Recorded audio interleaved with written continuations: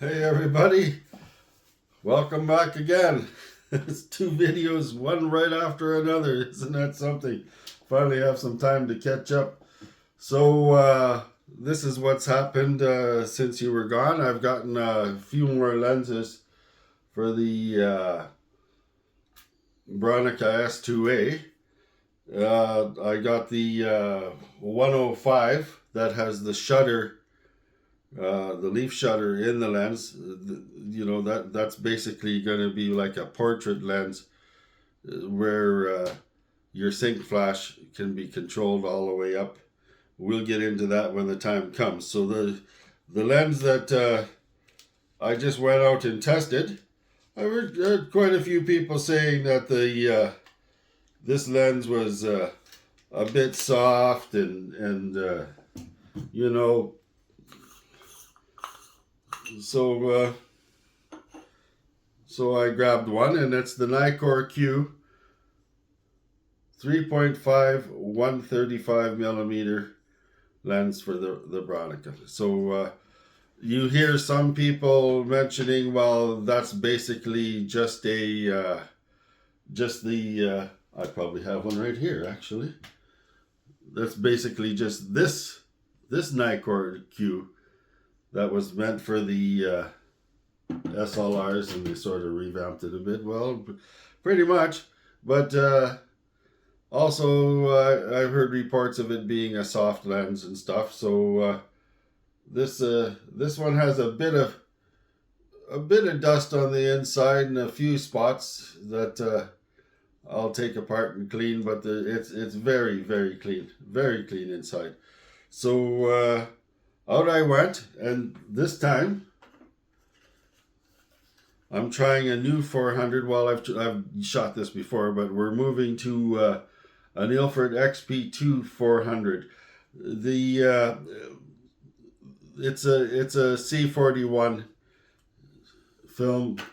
What I'm after in a 400 film is I'm after the look of the old Tri-X, not the new Tri-X. The new Tri-X does not look like the old Tri-X. A very famous photographer that one of the past greats is Fan Ho. He used the original Tri-X.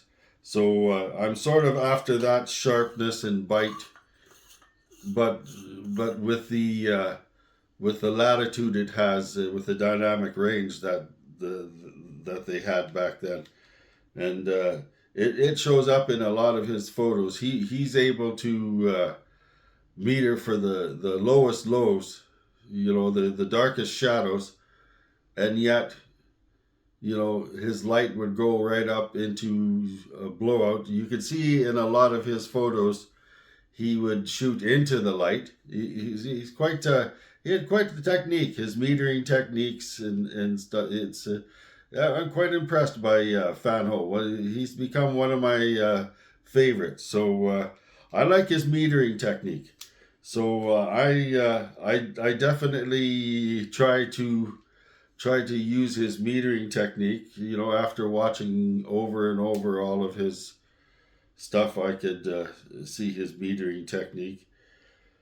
But anyways, we're getting away from the real thing. So here we go. This is the Nippon Kogaku Nikkor 135. Well, this will be the centimeter. So 13.5 centimeters. This is the original release.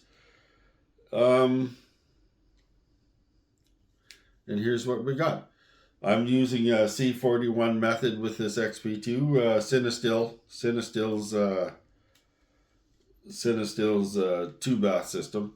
There is reports that we can use DDX to develop this XP2 Super as well. We will do that in the future just to see. But yeah, I'm kind of impressed. Keep in mind that, you know, on this shoot that you're going to see the full box review of, the light was flat. It was in the afternoon here when I get home from work. So we're almost talking, it's getting ready to be dusk. and there was like shadows were absent. It just very, very flat gray light with some gray clouds, you know. So definitely with the XP2 Super, I'm really, really liking the dynamic range. I'm finding the dynamic range is quite the dynamic range, and the crispness is quite impressive. So and filterless. So I ordered the wrong filter, so we don't have a filter for this. I only have a red filter for the 67 millimeter lenses, and it I handheld this. It was getting cold, losing light fast. So most of these shots you're about to see were f8 at 60, or like a few f11s at 30 handheld. So it's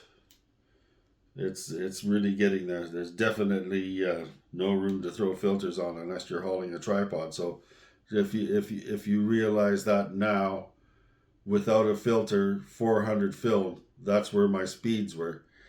That's exactly how the light was. So I'll let you be the judge, but me myself, pretty impressed. I'm not seeing any softness.